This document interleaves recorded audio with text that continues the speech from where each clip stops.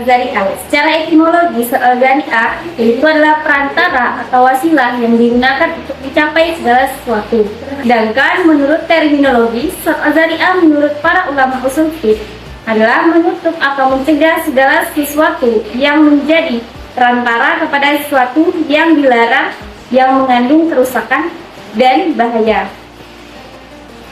Jadi, secara istilah, Al-Zari'ah bukan hanya melarang perbuatan haram, tetapi juga melarang hal-hal yang menjadi penyebab terjadinya keharaman tersebut.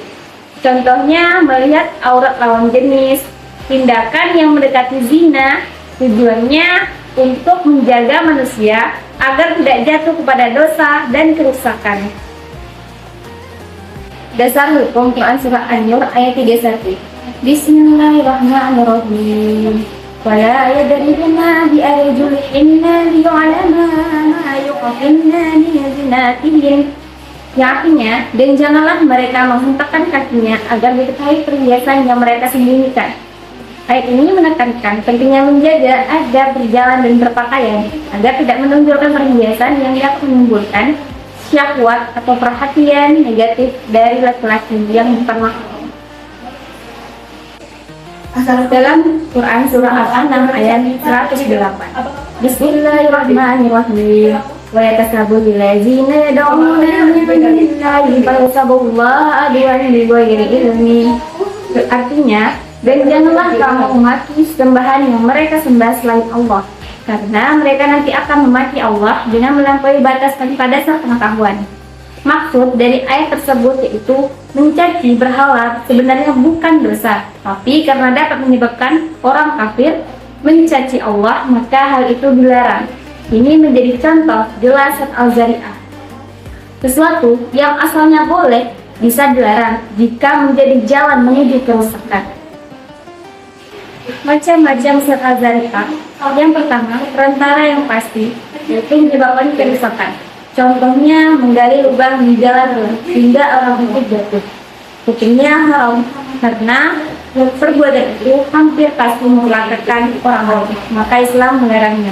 Yang kedua, perantara yang jarang sekali menyebabkan kerusakan. Contohnya, menggali sumur di tempat aman. Hukumnya boleh atau mubah karena tempatnya lebih besar dan kemungkinan bahayanya lebih kecil, maka tidak dilarang. Yang ketiga, perantara yang sering membawa kepada kerusakan. Contohnya, menjual senjata kepada musuh. Kedua, menjual anggur untuk dibuat khamar. Hukumnya haram. Walaupun asal jual beli itu halal, tapi jika menjadi jalan menuju kemaksiatan, maka hukumnya haram. Dasar hukum sunnah al-hadis. Hadis yang pertama. Dakma bari buka ilama bari buka. Tinggalkan apa yang meragukanmu kepada tidak apa yang meragukanmu. Tentu saja, hadis ini menjadi landasan bahwa segala sesuatu yang meragukanmu dan bisa menjerumuskanmu kepada hal yang haram, lebih baik kita tinggalkan. Adapun hadis yang kedua yang berbunyi, barang siapa yang berkeliaran di sekitarnya, maka ia termasuk terjerumus ke dalamnya. Tentu saja hadis ini menegaskan bahwa barang siapa yang baru mendekati kepada hal yang haram, tentu saja dia sudah berbuat dosa. Adapun contoh hadis yang ketiga yang berbunyi, termasuk dosa besar adalah seseorang melaknat kedua orang tuanya. Ditanya, ya Rasulullah, bagaimana seorang melaknat orang tuanya sendiri?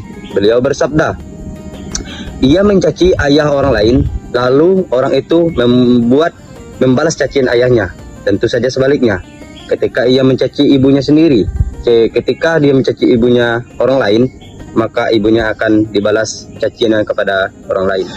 Adapun di sini contoh-contohnya, seperti para ulama juga bersepakat bahwa sesuatu yang bisa menjadikan jual kepada kebaikan dan kepada berikan sekaligus pada perbuatannya, terdapat manfaat bagi manusia lain, seperti minuman anggur.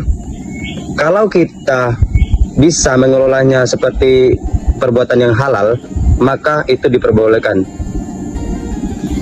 Ketika kita salah untuk menjualnya seperti penjualan yang haram, seperti minum keras, itu maka perbuatannya akan haram.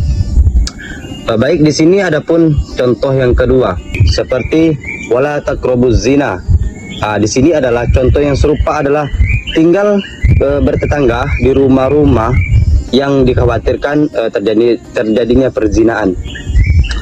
Di sini adalah ini mengimplementasikan tentang pergaulan bebas seperti tempat tinggalnya seperti kos-kosan yang dikhawatirkan akan terjadinya perzinaan. Imam Syafi'i menegaskan transaksi-transaksi lain secara hukum atau qaddah dan menyertakan soal niat buruk